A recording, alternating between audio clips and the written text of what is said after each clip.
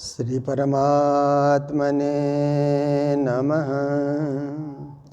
श्री गुरु चरण कमलेभ्यो नमः। निजानन्दस्य कृष्णस्य प्राणनाथस्य वैध्रुवं चरित्रं पावनमेतद् याच्चलोकेषु दुर्लभं पठनात् श्रवणाच्चैव प्रेमभक्त्या समर्चनात् लभते चेप्सितं लोके अन्ते च पदमव्ययम्। निजानंद निज नाम है श्री कृष्णा धनि धाम। श्यामा सुंदर साथ सब राखो हृदय धाम। मंगल कृष्ण प्रणाम है मंगल धर्म प्रकाश है। मंगल सुंदर साथ है मंगल धाम उजास है। मंगल सुंदर साथ है मंगल धाम उजास है। बोलो वृंदावन बिहारी लाल की, श्री सद्गुरु महाराज की, श्री प्राणनाथ प्यारे की। राज श्याम राज श्यामा राज श्यामा कहिए राज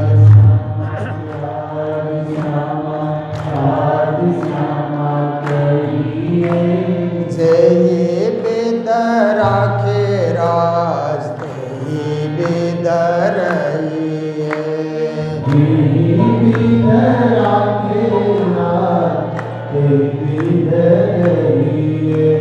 जय बेद राखे धनी तेहि बेद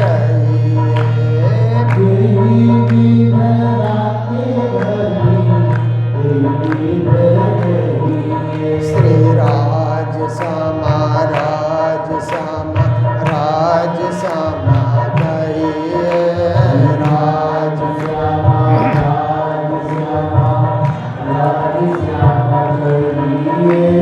राज प्यारे सदा सुखी रहिए। राज श्यामा कहिए प्यारे सदा सुखी रहिए। श्री राज श्यामा कहिए प्यारे सदा सुखी रहिए। राज श्यामा कहिए प्यारे सदा सुखी रहिए।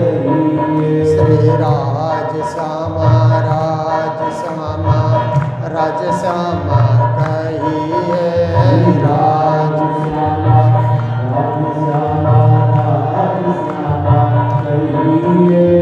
राज श्यामा कहिए प्यारे परम धाम जाइए। राज श्यामा कहिए प्यारे परम धाम जाइए। श्री राज श्यामा कहिए प्यारे परम धाम जाइए। राज श्यामा कहिए प्यारे परम धाम जाइए। श्री राज श्यामा कहिए प्यारे सदा सुखी रहिए।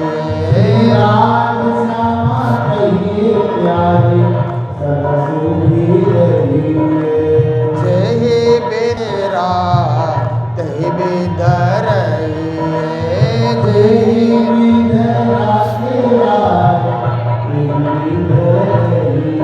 बोलो कृष्ण कन्हैया लाल की। श्री मंगलधाम कालिम्पोंग एक पवित्र स्थान, पावन स्थान,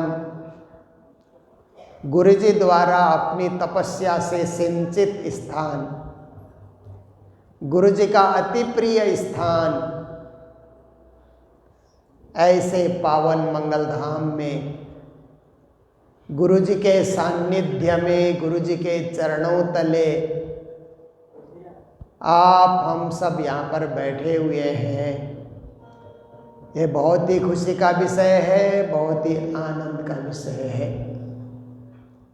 जीवन को मंगल करना हो तो मंगल धाम तो आना ही चाहिए। जीवन में शांति की खोज हो तो गुरु चरणों में आना ही चाहिए। और जीवन में प्रेम की तलाश हो तो भी गुरु के पावन इस सानिध्य का अनुभव करना ही चाहिए।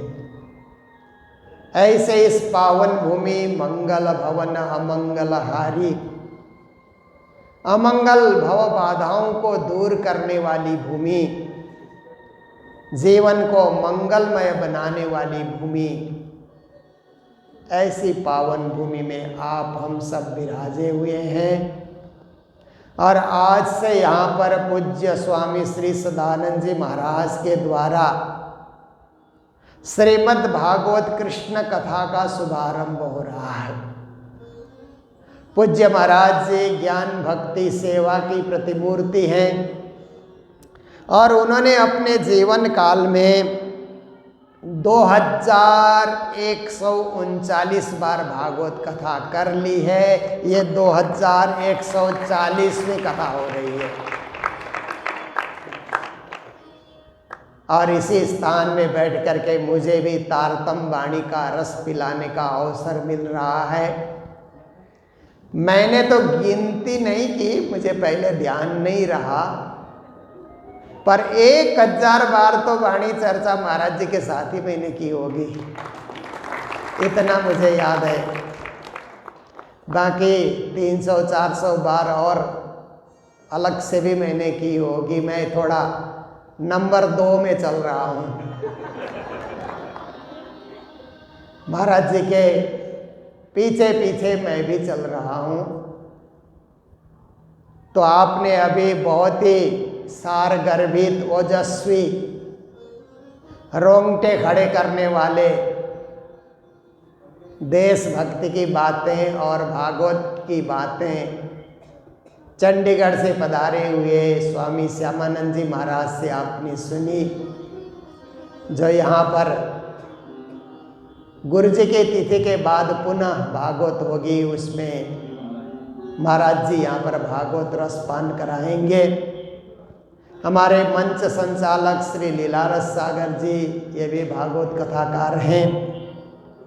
यहाँ पर हमारे माताजी सरस्वती बाई जी, हमारे संत हंसदास जी, धर्म प्रचारक प्रमोद आचार्य जी और धर्म प्रचारिका बहनें यहाँ पर उपस्थित हैं। मंगलधाम इसलिए सुशोभित है कि यहाँ पर गुरुकुल में धर्म प्रचारक प्रचारिकाएं अपनी सेवाएं देते हैं और बच्चों को पढ़ने का मौका मिलता है, ज्ञान भक्ति सेवा का अनुभव करने का मौका मिलता है। तो ये कार्यक्रम के आयोजक रामपुरिया परिवार कहाँ रामपुरा से छोड़ करके कालिम्पोंग आया। क्यों आया ये परिवार कालिम्पोंग? मुझे लगता है 2 चीज को पाने के लिए कालिम्पोंग आया। एक अच्छा धन कमाने के लिए और एक अच्छे गुरु को पाने के लिए। नहीं तो रामपुरा भी उनके लिए अच्छा ही था, परंतु उन्होंने सोचा कि कालिम्पोंग जाएंगे तो रामपुरा से अधिक परिवार को सुसंपन्न बना सकते हैं। ये भाव लेकर के प्रभु दयाल जी और उनके सुपुत्र कालिम्पोंग की भूमि पे आए। और आप देखिए रामपुरिया परिवार जब से आया, गुरुजी मंगलदास से जुड़ा, कब जुड़ा ये इतिहास आप लोग मुझसे ज़्यादा जानते हैं। उसी परिवार के देखिए सबके नाम के आगे श्री नहीं लगता है, पर हमारे श्री किशन जी उनके नाम के आगे ही श्री लगा हुआ है, हमेशा लगा रहता है। इन्होंने अपने जीवन काल में किसी मेले को नहीं छोड़ा। चाहे पश्चिम बंगाल का हो, नेपाल का हो, आसाम का हो। बहुत बार तो गुरु महाराज के साथ ये चले, फिर हमारे साथ भी चले, महाराज जी सदानंद जी महाराज के साथ भी चले। अब थोड़ा अपनी उम्र के हिसाब से चला नहीं जाता, परंतु मन अभी भी इनका जवानी है। जहाँ भी कोई मेले की बात होती है फोन जरूर करते हैं, क्या है कैसा है। तो उनकी धर्मपत्नी कांता देवी जी और उनके सुपुत्र का भी मैं नाम लेना चाहूँगा, प्रमोद जी और पुत्र वधू मधु जी, प्रदीप जी पुत्र वधू अंजना जी, संदीप जी, संगीता जी और पुत्री सरोज और सीमा, ये भरा पूरा परिवार और उनके बच्चे और आगे बच्चे। और इसी रामपुरिया परिवार के अग्रगण्य श्री रतनलाल जी जो गुवाहाटी से आप सबके साथ पधारे हुए हैं, ये रामपुरिया परिवार के सबसे अग्रगण्य हैं। और इनका भी बहुत प्रेम है, जहाँ भी कोई ऐसे कार्यक्रम होता है तो अपने सपत्नी पत्नी जी के साथ उपस्थित होते हैं, सेवा करते रहते हैं। और इस कार्यक्रम में हमारे मुंबई से श्री कैलाश जी अग्रवाल, शारदा जी अग्रवाल पधारे हुए हैं। प्रणामी विश्व परिषद को प्रणामी आकाश में चमकाने का कार्य श्री कैलाश जी ने किया। और रेणुलीना सुब्बा जी माता जी जो एक्स MLA, हमारे बहुत सारे अटके हुए काम को उन्होंने एक्स MLA के ठप्पे लगा करके पार उतार दिया। अभी उम्र के हिसाब से स्वास्थ्य फिर भी उनका मन आज भी जवान है। मंच पे खड़े कर दो तो एक आदमी पकड़ करके उनको लाता है, पर बोलना शुरू करती है तो उनको फिर रुकती नहीं है। ऐसी गुरुजी ने शक्ति उनको दी है। आज हमारे बीच यहाँ पर उपस्थित हैं। और उसके बाद हमारे बहुत सारे यहाँ पर संगीतकार, पवन तिवारी जी बहुत ही अच्छे कलाकार हैं और कथाकार भी हैं। उनके साथ विनय जी हैं जो हमारे आश्रम के ही प्रोडक्ट हैं, जो ढोलक बजाते हैं यहाँ पर और आनंद देते हैं। हमारे बायजूराज संघ की माताएं यहाँ पर उपस्थित है, सत्संग प्रेम मंडली की माताएं यहाँ पर उपस्थित है, रामपुरिया परिवार के समस्त सदस्यगण यहाँ उपस्थित हैं और माता जी भीमा भाई भी यहाँ पर उपस्थित है, माता जी गीता भाई और सभी धर्म प्राण धर्म शिरोमणि सर्व सुंदर साथ जी दो देश परदेश से यहाँ उपस्थित हैं। सभी को कोटि कोटि करबद्ध प्रेम प्रणाम। देखिए तारतम वाणी ये क्या है कि प्रणामी धर्म का एक सैद्धांतिक ग्रंथ है।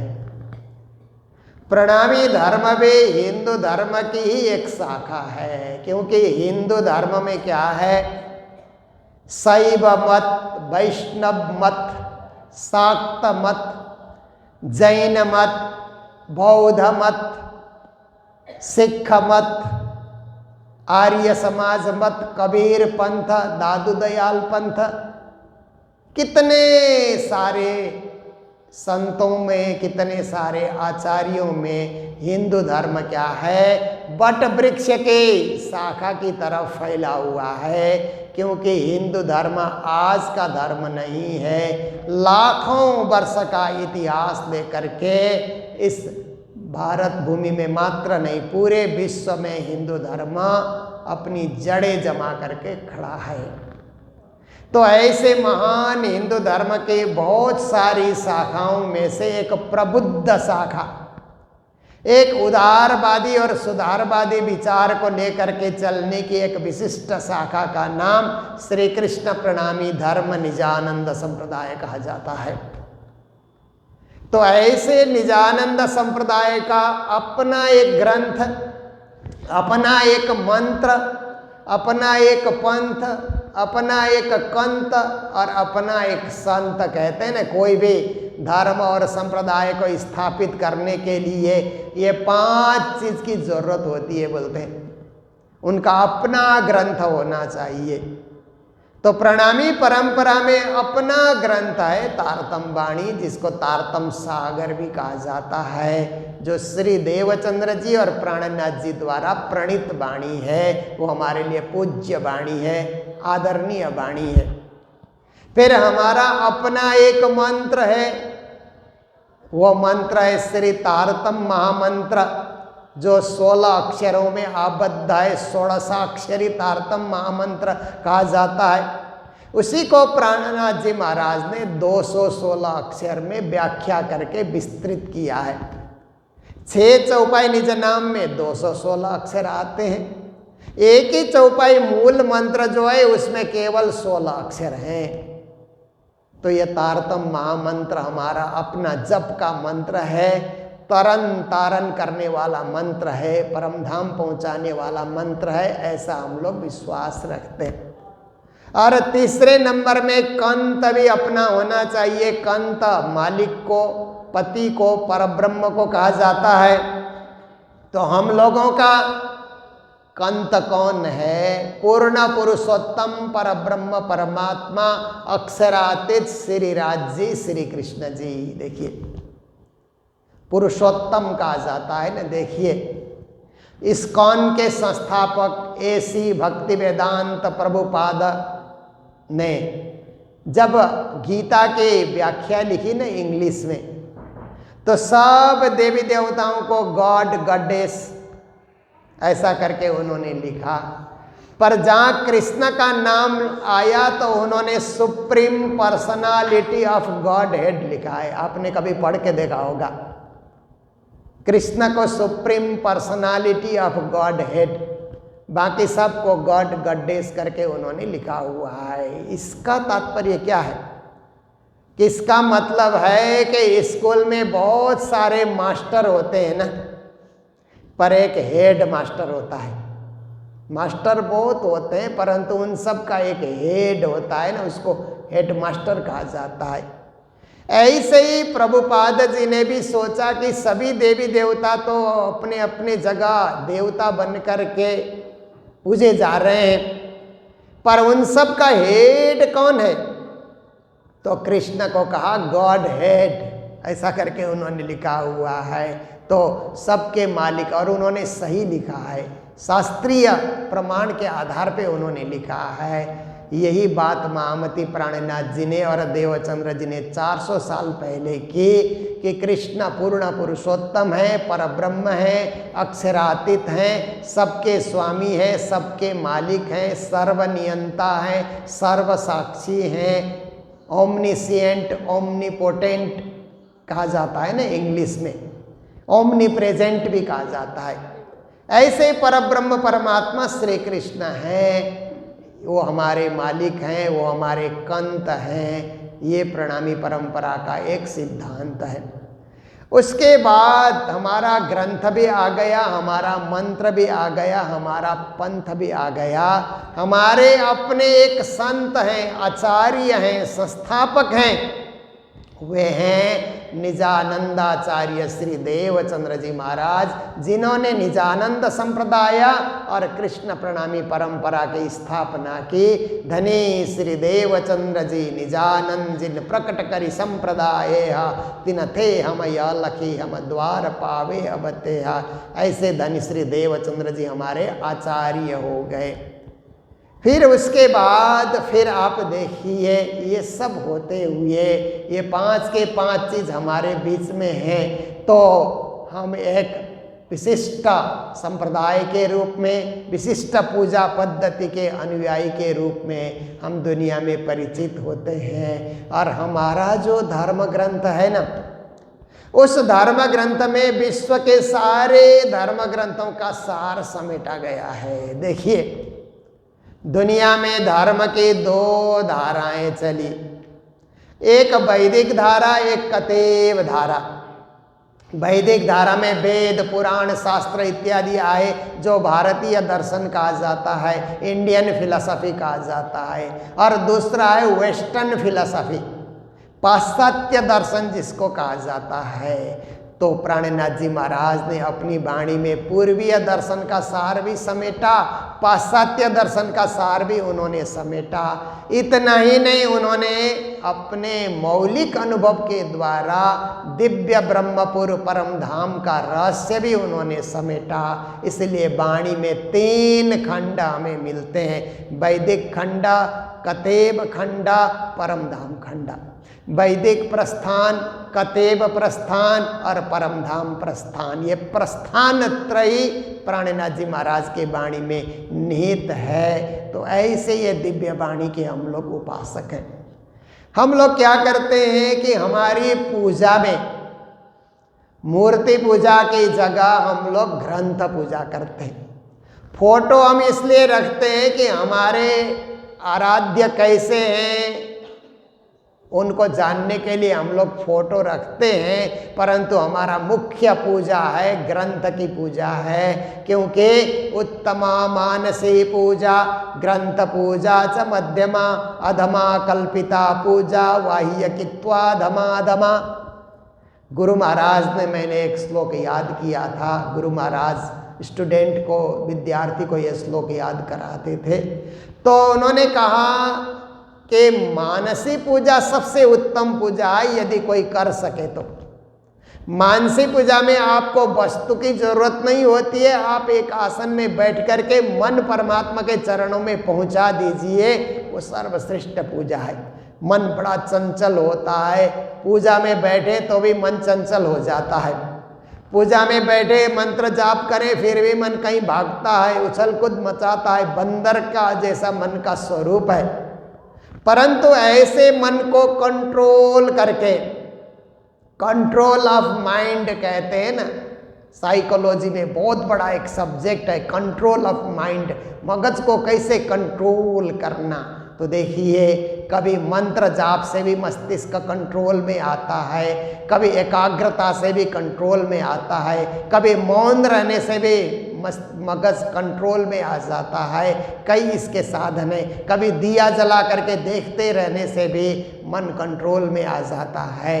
मन कंट्रोल करने के कई साधन हैं। तो ऐसे इस चंचल मन को परमात्मा की भक्ति से जोड़ना और भक्ति साधना में इसे लगा देना, मानसी पूजा उसको कहा जाता है, जो सर्वोत्तम पूजा है। पर ऐसी पूजा ऋषि, महर्षि, मनीषी और महात्मा ही कर सकते हैं, सर्वसाधारण के बस की बात नहीं है, क्योंकि सर्वसाधारण मानसी ध्यान में एकाग्र हो ही नहीं सकते।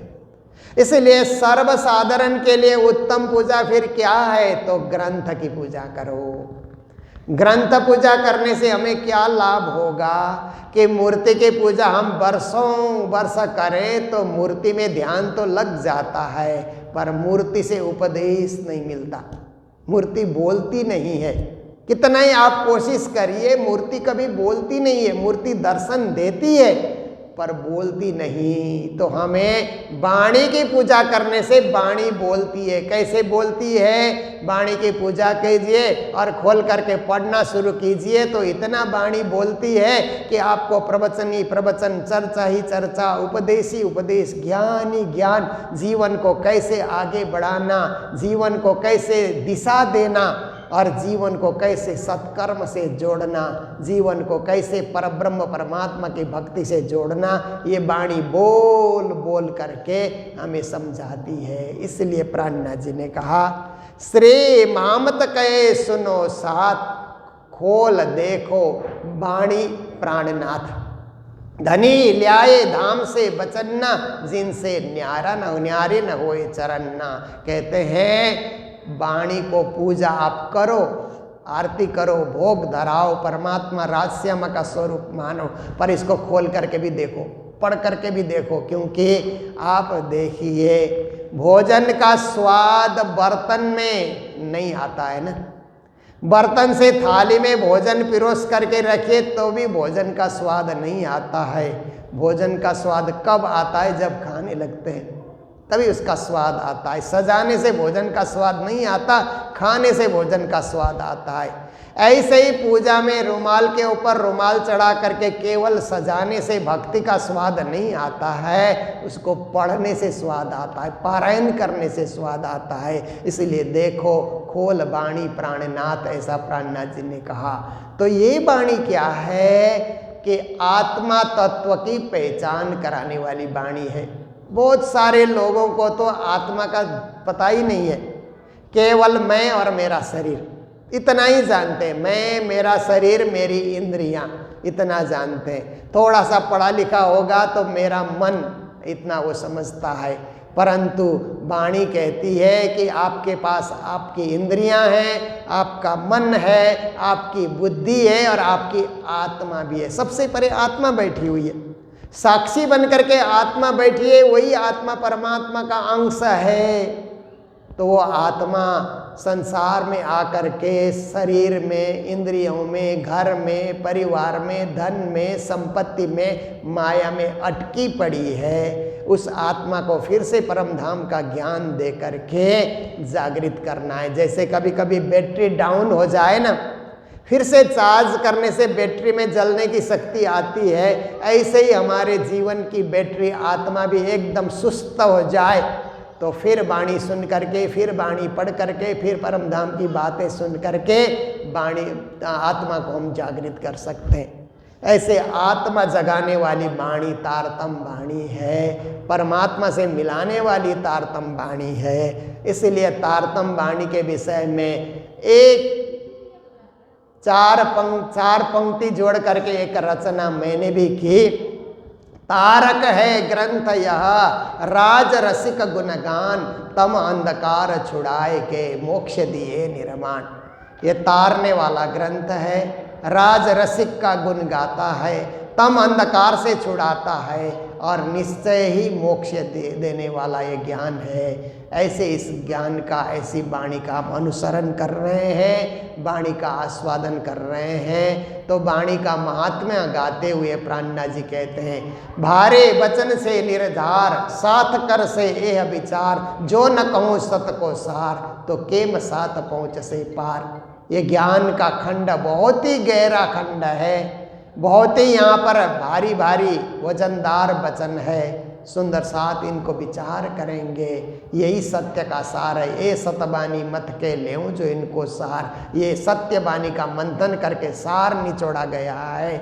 सुंदर साथ को ये सार कहना होगा, ग्रहण करना होगा, जीवन में अवलंबन करना होगा, तो ही हम अपने मूल मिलावा में, जहाँ से आए आत्मा, वहाँ हम आत्मा को पहुँचा सकते हैं। जो न कहूँ सत्य को सार, तो केम साथ पहुँच से पार। सत्य का सार जो ग्रहण नहीं कर सकेगा वो पार नहीं पाएगा।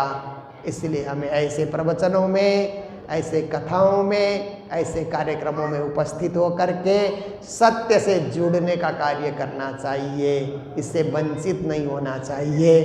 तो रामपुरिया परिवार के आयोजन में ये कार्यक्रम शुभारंभ हो चुका है। शोभा यात्रा के साथ ही हम लोगों ने शुभारंभ किया। तो मैंने थोड़ी सी ये जो है वाणी क्या है, इस संदर्भ में आपके सामने प्रकाश डालने का प्रयास किया। अब पूज्य स्वामी श्री सदानंद जी महाराज अपने मुखारविंद से श्रीमद् भागवत का रहस्य आपके सामने सुनाएंगे, जय जयकार के साथ। बोलो कृष्ण कन्हैया लाल की, सद्गुरु महाराज की, श्री प्राणनाथ प्यारे की, आज के आनंद की, गुरुजी मंगलदास महाराज की।